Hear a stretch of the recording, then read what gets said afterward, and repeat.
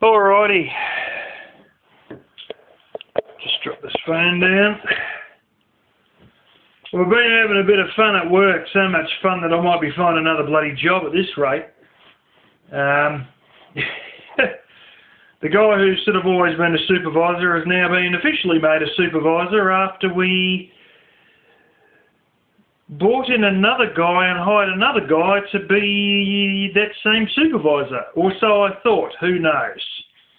I can't work it out. We've gone from one guy doing, being a supervisor as a temporary thing as to somehow two permanent supervisors. Got me buggered. Anyway, all I know is, we're getting a little bit flooded. And it's flooded beyond the joke, and, we've got certain quality standards we're supposed to adhere to, and there's things that have been rehired out, another 4 or 5 times over, and I'm looking at these things and I'm thinking to myself, this is like trying to sell a steak and handing someone a bit of roadkill, because they're so beaten to bits, overused, and they can be rejuvenated, but oh no, we need to send it out again. We'll rejuvenate it next time. And that was like 4 or 5 times ago, So now it's got to the point that it's beyond rejuvenation and it's going to have a large amount of it replaced versus a fix that might cost you 12 rivets but not any big deal, because, you can fix it so long as you just replace, change this from one way to the other way and use 12 more rivets, But instead what we'll do is we'll just keep sending it out because we don't have time to do any fix-up on it, and then it gets to the point that it just gets absolutely totaled and it needs a major fix-up that costs a lot more, and there's bits that are going to be thrown out and completely replaced versus patched up.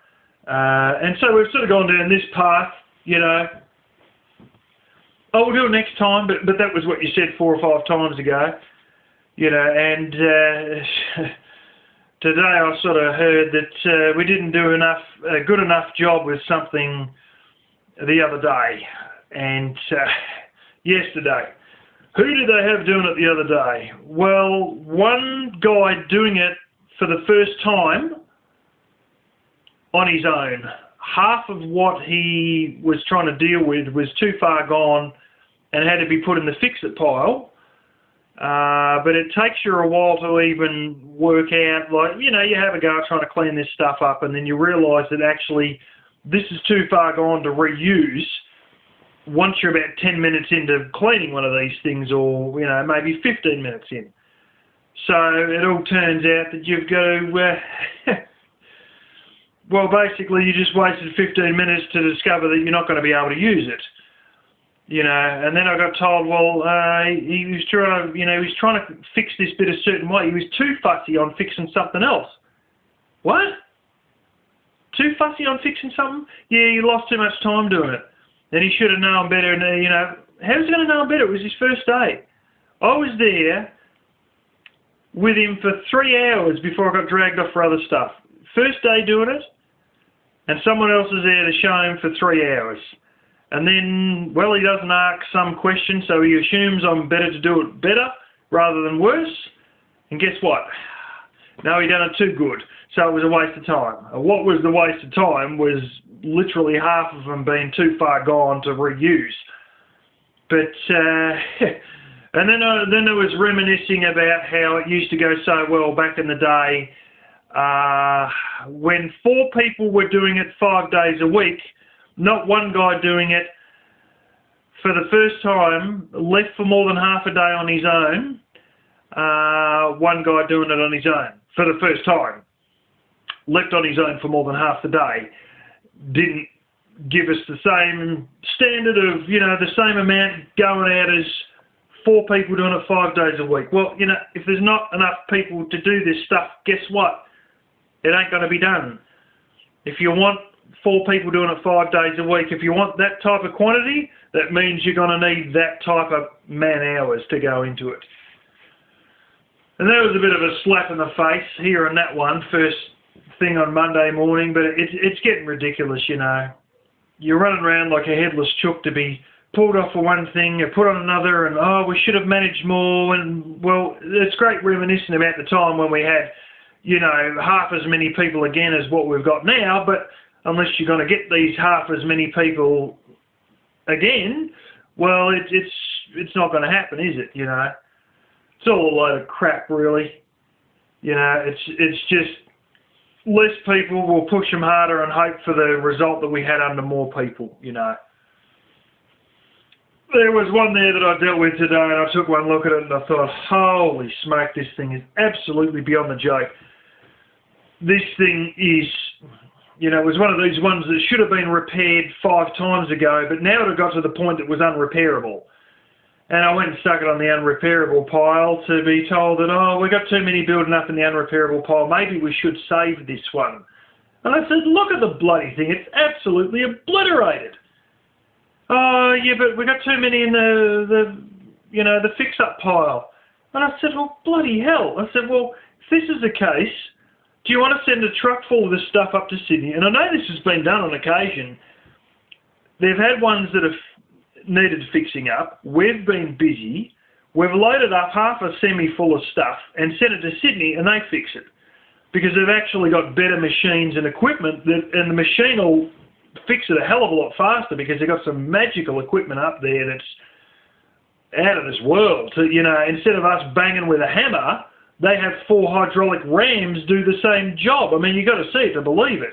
And I've only seen photos of it, but I have seen photos of these machines and sometimes even videos of how these things work. And here I am swinging a hammer, and they just, you know, put it in, bang, hit this button, bang, hit that button, boom, hydraulic rams, you know, deal with this stuff, bang, bang, new piece in place, rivet, rivet, rivet, job done, you know, and it's like, whoa.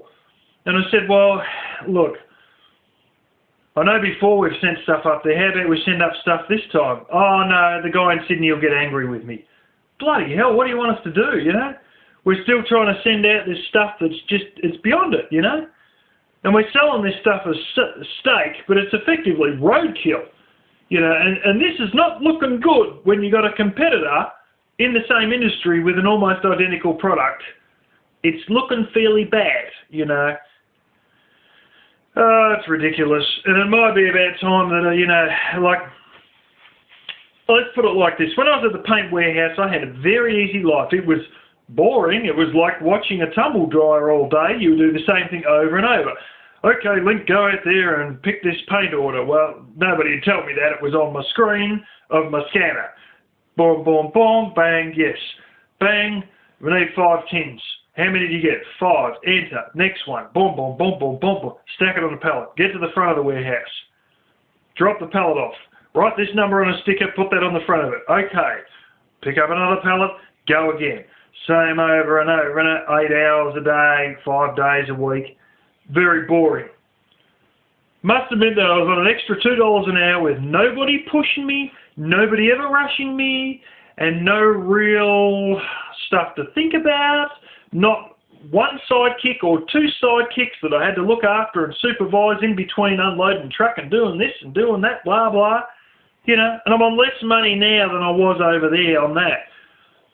Now, that paint warehouse is subcontracted out. It's warehousing. And so that was the end of that whole show. For everyone, I mean, the bloody permanents and all went in that show. There's quite a lot of it. You know, there was more than 20 people. It was game over for, oh, hell, it's probably 25 people or so when that all closed down. But that was, you know, and they knew it was coming, and that's why they had a whole bunch of casuals in there as the permanents sort of, you know, they never had a great deal of permanents. A lot were casuals, but the permanents got their redundancy packages and all that sort of thing, and that's that. But and some of the guys who went over to the subcontractor dropped to a dramatically low wage that I can barely believe. That, you know, really is even lower again than what I'm on now. But this is the thing, you know, you're trying to supervise it or look after it, keep going another 2 other guys, plus do this, do that, do something or other else. And I know for a fact that I am on literally $10 an hour less than other people who do an easier job. You know, and you start there on the low wage because you don't know what you're doing, and then you start to get a bit better, and then you get confident, and then, you know, at the point of, I think I'd been there 10 weeks when I was given my first sidekick. That alone should be alarm bells that something's really wrong. If you haven't even managed 3 months in full before you get your own sidekick, that's a sign of a revolving door workplace that goes through a lot of people.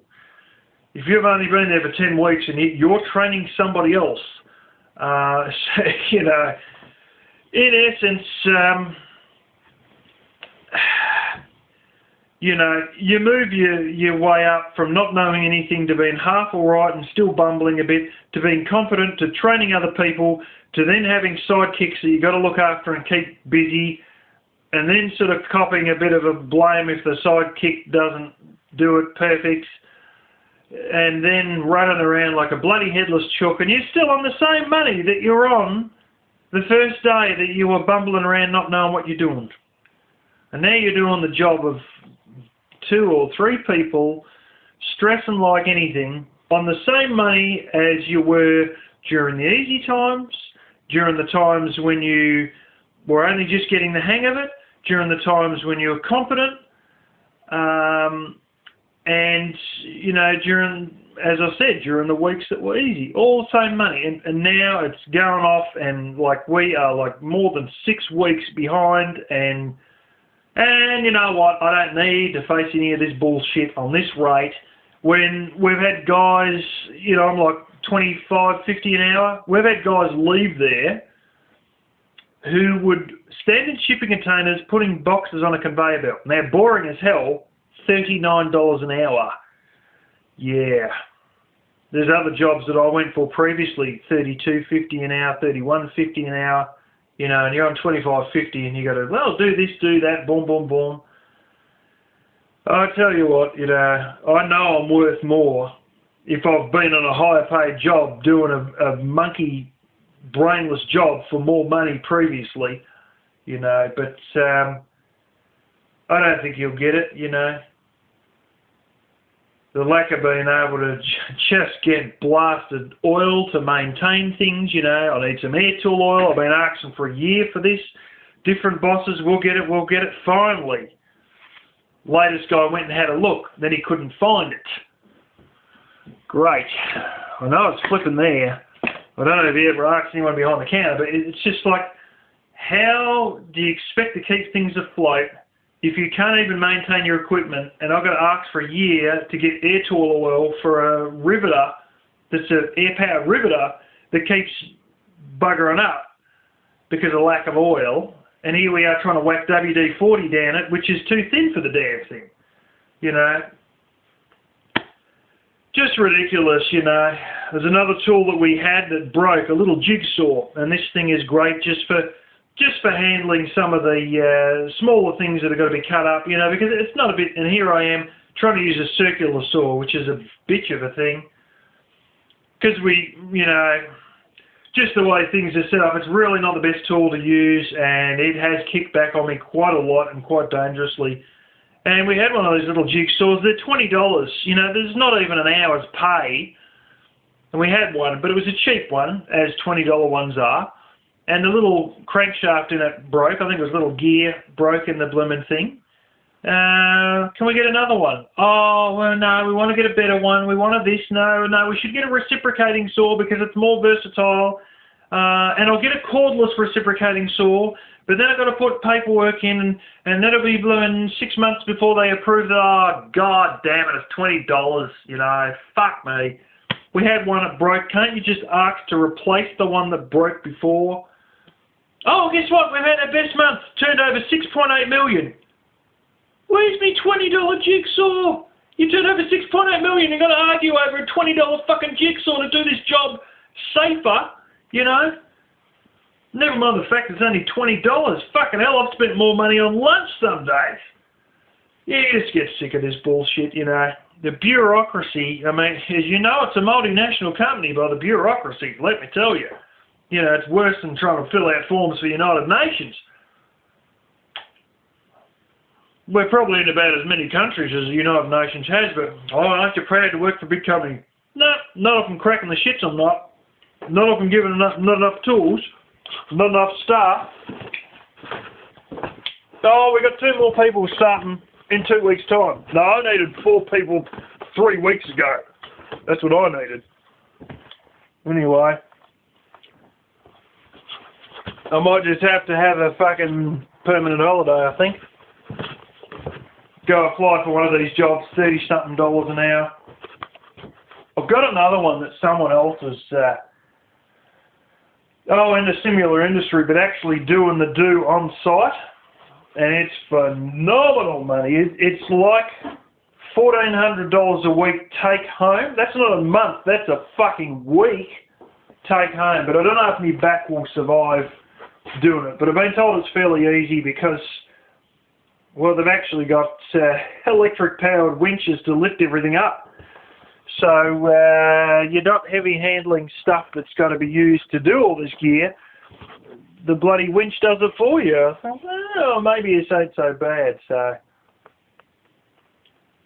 I'll be seeing someone at the end of this week. Not guaranteed, but likely enough. I'm going to see someone in a few days' time at the end of this week. Who's the guy who told me about it, and it's actually his mate who owns the company. So he sort of said, oh, well, if you've ever on a job there, there's a job there for you. I can get you one there tomorrow. It's like, you know what? Maybe I could just push me back a little bit harder and go on the big dollars, even if it's only for a year, you know. Anyway, I've often said I could go from this job to a supervisor job. Or at least that's what I've said in my mind. And considering how rushed we are, you know, and how much I've always got a sidekick and sometimes 2 sidekicks. I'm not joking today. They actually wanted to put 3 sidekicks with me, and I said, what's the point? There's not enough for 3 people to do, plus me. You know, there's only enough for maybe 2 of us to do, plus me, at an absolute maximum. God blimey. Next thing, he'll go back in the office and get me to supervise bloody everybody. so who's the supervisor again? Like, you know, that's what I'm saying, you know. I got no worries having sidekicks because it does make life easier to have sidekicks, but at the same token, you've got to keep them doing stuff because you're going to blast if they're not doing it. You know, you can't have 2 or 3 sidekicks doing nothing because you're going to get some hard questions as to why they're doing nothing, you know. While it's good to have them, you've got to keep them busy. And so many times I've got to actually called off to do something, load a truck or unload a truck is the most common one.